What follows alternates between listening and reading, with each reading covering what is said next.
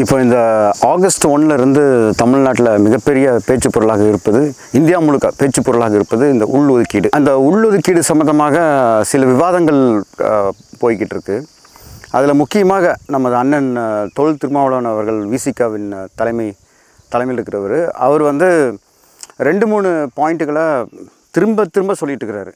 என்ன பாயிண்ட் சொல்கிறாருன்னா, இது வந்து மாநில அரசுக்கு அதிகாரம் கிடையாது அப்படின்னு சொல்கிறாரு. இது வந்து சட்டத்தை மீறுறாங்க அப்படின்றாரு. ஆனால் ஒரு விஷயம் அண்ணனுக்கெல்லாம் நான் சொல்ல விரும்பலை, இந்த கௌதம் சன்னாவுக்கு சொல்லிக்கிறேன். கௌதம் சன்னாவெல்லாம் ஏன்னா பேச விட்ற, நீங்கள் பேசுங்க, நாங்கள் கேட்குறோம். என்னென்ன யாரோ வந்து கை நீட்டி பேசுகிறாங்க. என்ன சொல்கிறாருன்னா, கௌதம் சன்னா வந்து நீலச்சட்டையை போட்டவர்கள்லாம் படித்து சட்டத்தை படித்து பேசுகிறாங்களானே தெரில, அது அவ்வளோ பெரிய புக்கு சட்டத்தை படித்து பேசுகிறாங்களானே தெரில அப்படின்னு சொல்கிறாரு. அதுக்கப்புறம் எங்கே அவங்க பிழை செய்கிறாங்கன்னு சொல்லி மட்டும் அவர் சொல்கிறது இல்லைண்ணே. அவ்வளோ ஆனால் அது எவ்வளோ பெரிய ஆனால் என்றைக்காவது அறிஞர் இயக்கங்கள் வந்து உங்கள்கிட்ட நேரடியாக பேசியிருப்போமாண்ணே. கௌதம் சன்னா வந்து பேசுகிறதுக்கு அது என்னென்ன அவருக்கு உரிமை இருக்குது? அவர் மேலே எனக்கு மதிப்பு, கௌதம் சன்னா மேலே எனக்கு மதிப்பு இருக்கிறனால தான் இங்கே காணொலியில் அவர் பேரையே சொல்லி பேசுகிறேன். என்ன காரணம்னு கேட்டால், நிறையா விசிகால் இருக்கிற தோழர்கள் வந்து பேசியிருக்கிறாங்க. நாங்கள் அதெல்லாம் கண்டுக்கலண்ணே. எங்களுக்கு விசிகான்னு சொன்னால் அண்ணன் தான், அண்ணன் மட்டும்தான்.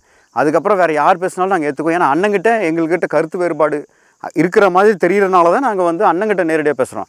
கௌதம் சன்னா பேச தப்புனா, அதனால் கௌதம் சன்னாக்கு நான் சொல்லிக்கிறேன். கௌதம் சன்னானே மாநில உரிமைகளுக்கு பேசக்கூடிய ஆர்டிக்கிள் எல்லாமே 1925 இருந்து 2022 வரைக்கும் சட்டங்களை பார்த்துருக்குறாங்க. என்ன சட்டம்னா ரிசர்வேஷன் சட்டத்தை பார்த்துருக்குறாங்க. ரிசர்வேஷன் சட்டத்தையும் அப்புறம் பிரசிடென்ட் ஆர்டரையும் பார்த்துருக்குறாங்க. பிரசிடென்ட் ஆர்டரை வந்து நீ தப்பாக சொல்கிறேன்னா, நீ வேணால் போய் படி. 341 கிளாஸ் என்ன சொல்லுதுன்னா, இதில் பட்டியலை சேர்ப்பது பட்டியல் நீக்குவது மட்டும்தான் பிரசிடென்ட்டுக்கு அனுமதி இருக்குது. அது எப்படி பிரசிடென்ட்னா நினச்சா பிரசிடென்ட் வந்து நீக்கலாம் அப்படின்ட்டுலாம் இல்லை, அதுக்கு ஒரு விதிமுறை இருக்குது. அதுதான் 341(2) அப்படின்னு சொல்லி 342. அந்த 342 என்ன சொல்லுதுன்னா, எப்படி அதை நீக்கணும்னு சொல்கிறதா இதுதானே. இதுக்கும் மாநிலத்துக்கு எங்கே இருக்குது? மாநில அரசுக்கு உரிமை கொடுக்கறது வந்து ஒன்று. அதனால் இப்போ நீங்கள் கேட்குற அத்தனை கேள்வியுமே சுப்ரீம் கோர்ட்லேயே இருக்குல்ல. சுப்ரீம் கோர்ட் ஜட்ஜ்மெண்ட் நீங்கள் படிக்கலையா? முதல்ல என்ன சொல்கிறாங்க ஜட்ஜு, என்னென்ன கேள்விகள் எங்கள் முன்னாடி முன் வைத்திருக்கிறது அப்படின்னு சொல்லும்போது, ஒரு கேள்வி, முக்கியமான கேள்வி திரும்ப வர்றது என்னென்னா, எங்களை வந்து நாங்கள் எஸ்சின்றது ஒரு பட்டியல், அந்த பட்டியலை நீக்கக்கூடாது, அதுக்கு மாநில அரசுக்கு உரிமை கிடையாது. இதுதான். இது 15 வருஷமாக கோர்ட்டில் போயிட்டுருக்கு. 15 வருஷம் முடிச்சு ஜட்ஜ்மெண்ட் கொடுத்த பின்னாடி மறுபடியும் எங்ககிட்ட களத்தில் வந்துட்டு அது தெரியுமா இது தெரியுமான்னு சொன்னால் என்னென்ன அர்த்தம்? அது முக்கியமாக இது ஒன்று சொல்ல விரும்பணும்னு சொன்னேன். ஆனால் இப்போ என்னென்னா, இப்போ நான் விசிகாவில் இருக்கிற தோழர்களுக்கும், ஏன்னா அதில் அறிஞர்கள் இருக்கிறாங்க, ஆதிராவர்கள் இருக்கிறாங்க, தேவேந்திர இருக்கிறாங்க, பிசி இருக்கிறாங்க, எல்லாருமே இருக்கிறாங்க. அப்புறம் இந்த பக்கமும் நிறைய பேர் களத்தில் இருக்கிறோம். இதை ரெண்டையும் நம்ம வந்து கொஞ்சம் வித்தியாசப்படுத்தி பார்க்கணும். எதுனா சுப்ரீம் கோர்ட் ஜட்ஜ்மெண்ட்டையும் களத்தில் இருக்கிற அரசியல் பொது களத்தையும் பார்க்கணும். சுப்ரீம் இப்போ என்னென்னா, நிறைய பேர் சொல்லுவாங்க, நான் வந்து உங்களோட சோறு சாப்பிட்டலடா, நான் உன் அண்ணன் தம்பி தான்ற பார்த்தேன், நான் உன்னை வந்து டிஸ்கிரிமினேஷன் பண்ணனா அப்படின்னு சொல்லி கேட்குற கேள்விகள் கூட இருக்கு. இதுக்கு தான் பாப் மார்லி ஒரு பாடுவார், எல்லோரும் ஒன்றா இருந்து ஒரே கூரை கீழே படுப்பது உறவான்னு சொல்லி கேள்வி கேட்பார். அது உறவு இல்லை அப்படின்னு சொல்லுவார். அந்த ஒரு பாடல் நிறைய இஸ் திஸ் ஈக்குவாலிட்டி ஏதோ ஒரு பாட்டு வரும். அந்த பாடல் வந்து அவர் பாடுவார். அந்த பாடலுடைய கருத்து தான் அது. உறவு என்பது வேறு. இப்போ எனக்கு நிறைய பேர் ஆதிதிராவிடர்கள் தான் ஹெல்ப் பண்ணாங்க. நான் படிக்க முடியாமல் இருந்த பொழுதும் அவங்க தான் இருந்தாங்க. மாணாக்கள் ஹெல்ப் பண்ணாங்க என்னுடைய படிப்பு இதுக்கு. இங்கே நான் ஒரு பல்கலைக்கழகத்தில் பணி புரியும்போது கூட எனக்கு உதவியாக இருந்தது அவங்க தான். இன்னமும் என்னுடைய நண்பர்கள் தான். ஆனால் இது வந்து உறவுன்னு ஒன்று உறவு. ஆனால் அரசியல் தளத்தில் பிரதிநிதித்துவம் கொடுக்கறதுக்கு அவங்களுக்கு என்ன, அவங்க என்ன ரெப்ரசன்ட் பண்ணுறாங்களா? அவங்க இல்லை. ரெப்ரசன்டேஷன் என்பது அரசியல் பிரதிநிதித்துவம். எஸ்சி எஸ்டி சப் கிளாசிஃபிகேஷன் வந்து அரசியல் பிரதிநிதித்துவம். அது வேறு, களத்தில் இருக்கிறது வேறு. களத்தில் வேறுபாடுகள் இருக்குது, அதனால் அது கொடுக்குறாங்க, அது வேறு. இப்போ களத்தில் இருக்கிற வேறுபாடுகளை நான் ஒன்று வந்து திருமாவளவன் அண்ணனுக்கு சொல்கிறேன். ஆனால் நீங்கள் வந்து என்ன சொல்கிறீங்கன்னா, நாங்கள் களத்தில் ஒன்றா இருக்குது, அங்கே ஒன்று இருக்குது, இங்கே ஒன்று இருக்குன்ற சுப்ரீம் கோர்ட்லேயே போக போகிறாங்க அப்பீலுக்கு. என்ன சொல்ல போகிறாங்கன்னா, அவங்க கொடுத்த கோட்டிட்டு காட்டியிருக்கிற அந்த ஒரு சம்பவம், தமிழ்நாட்டில் நடந்த சம்பவம், அது மட்டும் பத்தாது அப்படின்னு சொல்கிறாங்க. நாங்களும் அப்பீல் போகிறோன்னே, அந்த அப்பீல் என்ன பண்ண போகிறோம்னா, எங்கெங்கே சாதி வன்கொடுமை அறிஞர்கள் மேலே புகுத்தப்பட்டிருக்கோ, இல்லை பட்டியலினத்துக்குள்ளேயே பட்டியலினங்கள் அறிஞர்களுக்கும் கீழேன்னு சொல்லிக்கிட்டு இருக்கிறவங்க, இல்லை விடுபட்டவங்க, அவங்க மேலே சாதி தீண்டாமல் யார் பண்ணாலும் சரி, அறிஞர் பண்ணாலும் சரி, அந்த பட்டியலை நாங்களும் தயாரிக்க போகிறோம். தயாரித்து நாங்களும் ரிவ்யூ பெட்டிஷனுக்கு நீங்கள் போகும்போது நாங்களும் போக போகிறோம். அது வேறண்ணே, நம்ம களத்தில் பேசலாண்ணே. இப்போ ஒரு எக்ஸாம்பிள்ண்ணே, நம்ம என்னைக்கு 2003 கரடிச்சுத்து நடந்தது சரிங்களா? சிந்தனை செல்வன் வந்து மேடையில் பேசுகிறாரு, நானும் போயிட்டு வந்தேன், நாங்கள் தான் ஆர்ப்பாட்டம் எடுத்தானே. 1 மாதம் கழித்து தான் அந்த இஷ்யூவே வெளியே வந்தது. விசிகா அங்கே இருக்குது அப்போவே. சரிண்ணா, அது விடுண்ணே, போனது முடிஞ்சுது. அதுக்கப்புறம் கந்தமங்கலம் நடந்துச்சுலண்ணே. கந்தமங்கலம் விசிக அங்கே இருந்தது. பறையர் பெண்ணனா பறையர் பெண்ணை கொன்றதாக ஒரு தகவல், காதலித்ததற்காக குடும்பமே கொன்றதாக ஒரு தகவல். அங்கே விசிக தோழர்கள் என்ன பண்ணாங்க, அந்த பையன் பாவனை இப்போ நாங்கள் பேசுகிற உள்ளொதுக்கீடும் சரி, இந்த களத்தில் நடக்கிற பிரச்சனைகளும் சரி, அது எங்களுக்காக இல்லை, பறையர் பெண்களுக்காகவும் தான் பேசுகிறோம். அவங்க பெண் பறையர் கிடையாதா? ஒரு பறையர் பொண்ணு வந்து ஒரு அருந்தர் பையனை கல்யாணம் பண்ணும்போது அவங்க அந்த பறையர் பையனை கொல்லும்போது இல்லை அந்த பொண்ணை ஹராஸ் பண்ணும்போது அதை நீங்கள் ஹராஸ்மெண்ட் தானே பார்க்குறீங்க. அந்த பொண்ணு பறையரே கிடையாதா? அதனால் உள்ளொதுக்கீடு என்பதோ களத்தில் நடக்கிற வேறுபாடுகள் என்பதோ அருந்தர்கள் மட்டும் பாதிப்படையவில்லை. அந்தந்த சமூகத்தில் எந்தெந்த சமூகம் ஆதிக்கப்படுத்துது. இப்போ வன்னியர்கள் வந்து பறையர்கள் மேலே திரிக்கக்கூடிய சாதியில் அந்த வன்னியர் பெண்களும் பாதிக்கப்படுறாங்களே. அப்போ சாதி என்பது என்னென்ன? சாதி என்பது இப்படி பறையர் இல்லை, நான் பறையன் சக்கிலியன் தேவேந்திர குல வேளாளர்னு சொல்லி பிரிக்கிறது இல்லைண்ணா. சாதி என்பது அது சாதி கட்டமைப்பு இல்லைண்ணா. சாதி என்பது வேறு ஒரு ஆணவத்தோடு ஆடுறது. இப்போ நான் என்ன கேட்குறேன்னா, சந்தையூர் வந்தீங்க, சந்தையூரில் வந்து விடுதலை சிறுத்தைகள் தான் தலைமை எழுத்து பண்ணாங்க, பிரச்சனை பண்ணாங்க, அங்கே போஸ்டராக ஒட்டினாங்க, எல்லாம் பண்ணாங்க. நாங்களும் அங்கே இருந்தோம். அங்கே இருந்து அந்த பிரச்சனை முடிஞ்சுது, அது சால்வ் ஆகலை, ஓகே முடிஞ்சுது. அது அந்த ஊர் மக்களும் சொல்லிட்டாங்க, 2 பேருமே சொல்லிட்டாங்க எங்களுக்கு போதும் இது அப்படின்னு சொல்லிட்டு போயிட்டாங்க. இப்போது இயக்கங்கள் நீங்கள் போயிட்டீங்க, இந்த பக்கம் இருந்த இயக்கங்களும் போயிட்டாங்க, அருந்தல் இயக்கங்களும் இந்த பக்கம் இருந்து போயிட்டாங்க. இப்போ யாருன்னு கோர்ட்டு கேஸ் கலையரா? இந்த பக்கம் ஒரு 4 அருந்ததியர், இந்த பக்கம் 4 பறையர்கள். ஆனால் அருந்தர்கள் கூட வேலைக்கு கூலி வேலை செஞ்சுட்டு இனி கவர்மெண்ட் ஜாபுக்கு போக முடியாத அருந்தர்கள் வந்து கேஸுக்கு போகிறாங்க. அவங்கள கூட விடுங்க, பறையர் பசங்கனை வயசு பசங்க படிக்கிற பசங்க மேலே எஃப்ஐஆர் இருக்குது, கேஸுக்கு வாய்தாக்கு டெய்லி போயிருங்க. அவனோட ஃப்யூச்சர் என்னாச்சு? ஒவ்வொரு இடத்துலையும் நம்ம போய் பிரச்சனை பண்ணும்போது அந்த பிரச்சனை கடைசி வரைக்கும் முடியுதா அப்படின்னு பார்க்கணுமா இல்லையாண்ணே? இத்தனை வருஷமாச்சு இல்லையா சந்தையூரில்? ஏன் நீங்கள் வந்து தலைமை ஏற்று இங்கேருந்து ஏன் ஆரம்பிக்கக்கூடாது? சந்தையூரில் தலைமை ஏற்று 2 சமுதாயத்தையும் உட்கார வச்சு, அந்த சமுதாயத்தில் உட்கார வச்சு, ஓகே என்னப்பா எல்லாம் முடிஞ்சு போச்சுல, சமாதானமாக இருக்குது, அது உடனே அந்த சுவரும் தேவையில்ல, எனக்கு எதுவுமே தேவையில்லை. ஏன் கேளுங்க, அந்த சுவர்னால என் சமூகம் வந்து அருந்ததி சமூகமோ இல்லை பட்டியல் இருக்கிற சமூகத்துக்கு ஒரு விடியல் வரப்போதில்ல, அது உங்களுக்கு தெரியும். மேலே வளவில் நீதி கிடச்சிது, கோர்ட்டில் போய் நீதி கிடச்சோன்னா அந்த இறந்தவங்களுக்கு நீதி கிடச்சதான்னு கேட்டால் அது வராது. போன உயிர் வருமா? வராது. நீதின்றது நம்மளுடைய ஆத்மார்த்தத்துக்கு தான் தவிர்த்து ஒரு உயிர் போகப்பட்டது அது கிடைச்சதா? நியாயம் கிடைக்கல. இளவரசன் படுகொலை செய்யப்பட்டார் இல்லை கொலை செய்யப்பட்டார்னு சொல்கிறாங்க, அது நம்ம வந்து ஏற்றுக்கிறது இல்லை. அப்படின்னும் போது அது வந்துருமா? நீங்கள் இளவரசன் அப்போவே சொல்லியிருக்கணும் இல்லைண்ணா. பட்டியல் சமூகமாக இருந்தாலும் சரி, யாராக இருந்தாலும் சரி, காதல் திருமணம் செய்தால் வீசிக்கு அங்கே துணை நிற்கும். சோஷியல் ஜஸ்டிஸ் பேசலாம் நம்ம, என்றைக்குன்னு அப்படி சொல்லியிருக்கோம். அதுக்கப்புறம் எத்தனை திருமணங்களை இப்போ அருந்ததியர் பையன் வந்து தேவேந்திர குல வேளாளர் பொண்ணை லவ் பண்ணதுக்கு தலையை வெட்டி போட்டாங்கல்ல, அதுக்கு என்னென்னா உங்களோட ஸ்டாண்டு? சமூக நீதி பேசிட்டேன்னா அருந்ததியர் உங்களுடைய உழைப்பில் இருக்காங்க இல்லையா, இன்னமும் வீசிக்கால் இருக்கிறாங்க இல்லையா, அவங்களுக்காகவது பேசியிருக்கலண்ணே. சரிண்ணா, இது என்ன பிரச்சனைனா, அருந்ததியர்களுக்கு பிரச்சனை நடக்கும்போது மட்டும் நீங்கள் வந்து கனியமுதனானு அனுப்புகிறீங்க. நான் தப்பு சொல்ல, அவர் வந்து வீசிக்க பிரதிநிதி, அவர் வராரு. நாங்கள் உண்மையாலுமே இது வரைக்குமே காணொலியில் இவர் வந்து நம்ம சாதி காட்டி கொடுக்குறாரோ இல்லை நம்ம சாதிக்கு எதிராக வேலை செய்யும் சக்கிலியர் அப்படின்னு சொல்லி இல்லை அருந்ததியர் அப்படின்னு சொல்லி எங்கேயுமே சொன்னதில்லை. ஏன்னு கேட்டால் விசிகாவில் ஒரு தோழர் அனுப்புனா அவர் எங்களுக்கு விசிகா தான். ஆனால் அவர் துணை பொதுச் செயலாளராகவே இருக்கிறாரு. கோவையில் அவரை பார்த்தேன், அவர் பார்த்தப்போ அதுக்கும் வந்தார். கோவை அருந்ததியர்களுடைய காலனியை தமிழ் புலிகள் அதை பற்றி பேசும்போது அதுக்கு அவர் வராரு. ஏன்னா பறையர்கள் பொதுச் செயலாளர், இவர் வந்து துணை பொதுச் செயலாளர். பொதுச் செயலாளராக இருக்கிற பறையர்கள் யாரும் அருந்ததியர் பக்கம் வரமாட்டாங்களா? சந்தையூரில் நடக்கும்போது ஓகே கனியமுதா நீ வா, கனியமுதனா நீங்கள் வாங்க, வா நீங்களும் வாங்க. ஏன் வன்னியரசு இருக்கிறாரு, எத்தனை பேர் இருக்காங்க பொதுச் செயலாளர் இருக்காங்க இல்லையா, அவங்கள கூப்பிட்டு நீங்கள் 2 பேர் போய் பாருங்கள்.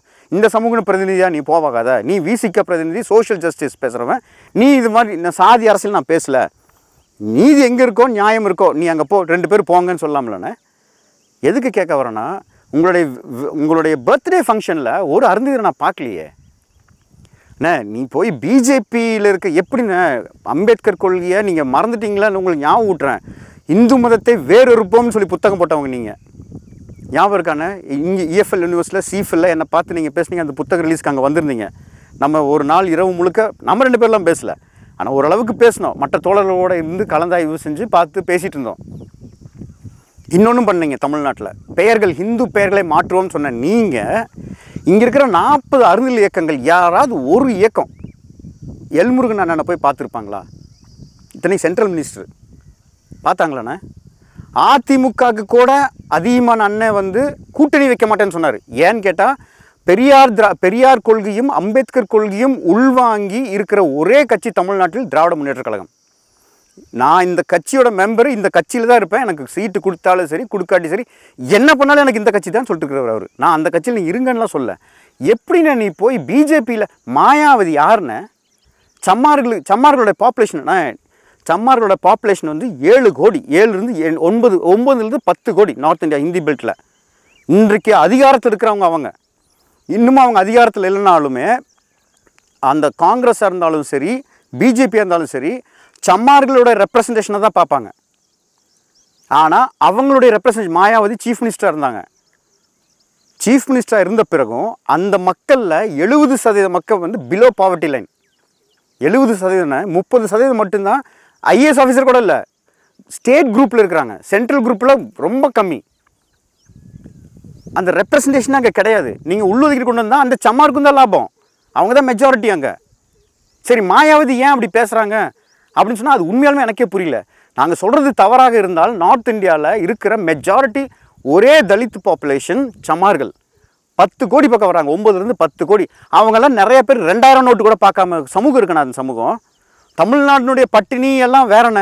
திராவிட நாடு இருக்கு இல்லையா, இந்த நாடு இந்த சவுத் இந்தியாவில் அது வேறு, அது நார்த் இந்தியா வேறு. பீகாரில் தலித்துகள் வந்து 500 ரூபா நோட்டே பார்த்தது இல்லையாமா. அந்த மாதிரி குடும்பங்கள் இருக்குது. அந்த அளவுக்கு இருக்கிற சமூகங்களுக்கு நீங்கள் தானே இப்போது எடுத்து முன்னுக்கு எடுத்து பார்க்கணும். சமூக நீதி பேசுகிறவர் அந்த சமூகத்துக்கு எப்படி விடியல் வரும்? நீங்கள் உள்ளொதுக்கீடு கொடுத்தா தானே ரெப்ரசன்டேஷன் கொடுப்பாங்க. பொலிட்டிக்கல் பார்ட்டியில் சொல்லுவாங்க இல்லையா? இல்லைன்னா டேட்டாவது நீங்கள் பாருங்கள், சம்மாருடைய டேட்டாவை நீங்கள் பாருங்கள். ராஜஸ்தான் எல்லா பக்கமும் அவங்க தான் இருக்கிறாங்க. அதனால் என்ன சொல்லலாம், அந்த பிரதிநிதித்துவம் வந்து உங்கள் கட்சியிலும் இல்லைன்னா, அந்த கட்சியில் பிரதிநிதித்துவம் உங்கள் கட்சியில் பிரதிநிதித்துவம் இருந்திருந்தால் நீங்கள் அறிஞர் தலைவர்களை வந்து அங்கே மாயாவதியையும் இந்த ராம்விலாஸ் பாஸ்வானியும் எல்லாம் பிஜேபியில் கை கோத்துட்டு இருக்கிறவங்கக்கிட்ட போய் நீங்கள் கை கொடுக்குறதுக்கு அந்த 40 அறிஞர்கள் இருக்காங்க. சரி, இந்த அறிஞர் இயக்கங்களை விடுங்க, அட்லீஸ்ட் உங்கள் பிறந்த நாளுக்கோ கூப்பிட்டுக்கலாம் இல்லையா? கனிமொழியாக கூப்பிட்டுக்கலாம் இல்லையா மேடையில்? அவர் வந்து மேடையில் பேசுறதே நான் பார்த்ததில்லை. அவர் எங்கே பேசுனாக்க சந்தையூரில் பேசுனதோட சரி. சந்தையூரில் எங்கே அறிஞர்களுக்கும் பறைகளுக்கும் நடக்கக்கூடிய பிரச்சனைகள் அவர் பேசப்பட்டார், அவர் பேசினார், அவர் எங்களை தாக்கி தான் பேசினார். ஓகே, அது நாங்கள் ஏற்றுக்கிறோம். நம்ம இதில் சண்டை வர்றதானே ஏற்றுக்கிறோம். ஆனால் சென்னையில் நடந்த ஆர்ப்பாட்டம் நீங்கள் 13ஆம் தேதி பண்ணுற ஆர்ப்பாட்டத்துக்கோ இல்லை நீங்கள் கொண்டாடின பிறந்தநாள் விழாக்கோ யாராவது ஒரு அறிஞர் தலைவர் கூப்பிட்டுக்கலாம்ண்ணே. யாராரோ வந்துட்டு போகிறாங்க, எங்களுக்கு உரிமையே இல்லையா அவங்க மேலே? அது சும்மா சொல்கிறேண்ணே, அதெல்லாம் தவறு. நீங்கள் பண்ணுறது வந்து மிகப்பெரிய தவறு. நீங்கள் வந்து ஒரு தேசிய அரசியலில் போகணுன்னு பார்க்குறீங்க, கண்டிப்பாக நீங்கள் போகணும். உங்களை மாதிரி தலைவர்கள் தான் பார்லிமெண்ட்டுக்கு போகணும். உங்களை விட தலித்து பிரச்சனையை பேசுகிறதுக்கு இந்தியாவிலே ஆள் கிடையாது. ஒரு பட்டியல் சமூகத்தில் இருந்து ஒரு தலித் தலைவராக, ஒடுக்கப்பட்ட தலைவராக மேலே வந்து பேசுகிறதுக்கு யாரும் இல்லை. ஏன்னா நீங்கள் வந்து இந்த இடத்துக்கு வந்திருக்கீங்கன்னா உங்களோட ரத்தமும் சதையும் சேர்ந்து ஒட்டுமொத்த சமூகங்கள், ஒரு குறிப்பிட்ட சமூகம் இல்லாமல் ஒட்டுமொத்த தமிழ் சமூகங்கள் உங்களுக்கு தூக்கி பிடிச்சிட்டு இருக்குது. அப்படின்றப்ப நீங்கள் தான் ரெப்ரசன்ட் பண்ணணும். ஆனால் மாதியாக்கள் தான் அங்கே இருக்கிறாங்க. மாதியாக்கள் இன்னும் ரெசன் கேட்குறாங்க. எல்லா பக்கமும் மாதியாக்கள் கேட்குறாங்க. நீங்கள் இருக்கிற பார்ட்டி மாதியா, உங்களுடைய பார்ட்டி, நீங்கள் மாதியாக்கள் தான் அங்கே இன்னமும் ஸ்டேட் பிரசிடெண்ட்டாக போட்டுருக்கிறீங்க. அவரும் கேட்குறாரு உள்ளொதுக்கீடு கொடுப்பீங்கன்னு, நீங்கள் ஆதரிப்பீங்க. நீங்கள் ஏன் ஆதரிக்க மாட்டீங்க? நீங்கள் டேட்டா எடுத்து பாருங்க, டேட்டா எடுத்து பார்த்துட்டு இதெல்லாம் இல்லை அப்படின்னு சொல்லுங்கள், அது ஓகே, அந்த பக்கம் போட்டுங்க. அது வந்து நீங்கள் பார்த்துக்குவீங்க, தலைவர்களை பார்த்துங்க. ஆனால் நீங்கள் வந்து மேடையில் 13ஆம் தேதி மேடையில் நீங்கள் பேசுகிறதுக்கு முன்னாடி, இல்லை நீங்கள் பிஜேபி தலைவர்களை போய் பார்க்குறதுக்கு முன்னாடியோ, நீங்கள் திமுகவையோ அல்லது அறிஞர்கள் இயக்கங்களையோ யாராவது ஒருத்தட்டியாவது நீங்கள் பேசியிருக்கலாம். இதுதான் என்னுடைய கருத்துப்பா, வாப்பா பேசலான்னு. நீங்கள் பேசாட்டி பரவாயில்ல, யாராவது ஒருத்தராது வேறு யாராவது பேசி சொல்லியிருக்கலாமா? வன்னியரசு கூப்பிட்டு அண்ணன் அதிமானியோ வேறு யாரையோ கூப்பிட்டுருந்தா கூட பேசியிருக்கலாம் இல்லையா? அதுவும் பண்ணல. நீங்கள் ஒரு என்னமோ அறிஞர்களை வந்து நீங்கள் சுச்சமாகவே மதிக்கிறது இல்லைண்ணே. அது மதிக்காத ஒரே காரணத்துக்கு தான் இப்போ சுப்ரீம் கோர்ட்டில் ஒரு தீர்ப்பில் முக்கியமான ஒரு பங்கு வந்து அதில் இருக்குது. இதை மறுபடியும் நீங்கள் பேசிட்டு மதிக்காமல் ஒன்றுபட்டு போகாமல் இருந்தால் இன்னமும் இதை வந்து என்னென்ன நடந்திருக்கோ கொடுமைகளெல்லாம் எடுத்தோம்னா விவாதம் தான் ஆகும். அது விடுங்க, பாஸ்ட் போயிட்டு போட்டோம். இப்போ சந்தையூரில் ஆரம்பிங்க. சந்தையூரில் அந்த 2 குடும்பங்களும் இருக்குது. பறையரச பக்கமும் பாதிப்பு இருக்குது, அறிஞர் பக்கமும் பாதிப்பு இருக்குது. இந்த 2 பேர்த்தையும் நீங்கள் தான் முன்னுக்கு நின்று பண்ணணும். அப்புறம் இன்னொன்று என்னென்னா, உங்கள் கட்சியில் வந்து அறிஞர்களுடைய பிரதிநிதித்துவம் எங்கண்ணா இருக்குது? மாவட்ட செயலாளர் கொடுத்துருக்குறீங்க 2. சரி, அது கூட விடுங்க. நீங்கள் பெண்கள் எங்கண்ணா? உங்கள் மேடையில் நான் பெண்களையே பார்க்குறது இல்லையா? நான் ஏன் பெண்களை கேட்குறேன்னா, மற்ற சாதி இந்துக்கள் கேட்குற மாதிரி நான் கேட்கல. சரி, நான் எதுக்கு பெண்கள் கேட்குறேன்னா, பாதிப்படுறது எல்லா பக்கம் பெண்கள் தானே. லவ் பண்ணால் வெட்டுறாங்க. இந்த வேற ஒரு மாற்று சமூகத்திலேருந்து பட்டியல் சமூகம் லவ் பண்ணுற பையன் அந்த பொண்ணை தானே கொள்கிறாங்க. இல்லை பட்டியல் சமூகத்துக்குள்ளேயே ஒரு பொண்ணு இருக்க, பறையர் பொண்ணை வந்து நிறைய பேர் இந்த 2-3 இடம் இருக்குண்ணா சம்பவம். அந்த பாதிப்படைஞ்சது பறையர் பொண்ணு. அருந்திரி பக்கம் விடுங்க, நாங்கள் பார்த்துக்குறோம். பறையர் பொண்ணு, அந்த பொண்ணுடைய வழி நீங்கள் தானே பேசணும். நீங்கள் பேச மாட்டேங்கிறீங்க. அட்லீஸ்ட் ஒரு ரெப்ரஸன்டேஷன் ஒரு பெண்ணை வைக்கணும் இல்லைன்னா. மகளிர் அணின்னு வைக்கிறது வேறு. மற்ற கட்சிகள் இடதுசாரி முற்போக்கு கட்சிகள் வைக்கிற மாதிரி ஒரு தனி இயக்கம், பெண்களுக்குன்னு தனி இயக்கம்லாம் வைக்க. அப்போ உங்களுக்கெல்லாம் ஆண்கள் இயக்கமானே? உங்களுக்கு பொது இயக்கம் தானே. அந்த பொது இயக்கத்தில் தானே, பொது நீரோட்டத்தில் தானே பெண்கள் இருக்கணும். அந்த பெண்கள் நீரோட்டத்தில் நீங்கள் எதுக்கு நீங்கள் வந்து ஒரு குறிப்பிட்ட சாதியினருக்கே பொதுச் செயலாளர் போஸ்ட் கொடுக்குறீங்க? ரொட்டேஷனில் கொடுங்க. ரொட்டேஷனில் ஏன் அருந்தலுக்கு கொடுக்க மாட்டேங்கிறீங்க? அருந்தலுக்குன்னு நான் சொல்லலைன்னா பட்டியல் எத்தனையோ சமூகங்கள் இருக்கு இல்லையா? நீங்கள் தான் பட்டியல் போட்டு சொல்கிறீங்களா 76 சாதி இருக்குன்னு. அந்த 76 சாதிக்கு எங்கே நான் போச்சு ரெப்ரஸன்டேஷன் பாலிடிக்ஸ் பேசினா அது எனக்கு நம்பிக்கை இல்லை. ஆனால் அவங்களுடைய குறைகளை நீங்கள் பேசாத பொழுது அந்த மாதிரி ஒரு காலகட்டாயத்தில் நம்ம இருக்கிறோம். அவங்க வந்து பேசணும் இல்லைண்ணே.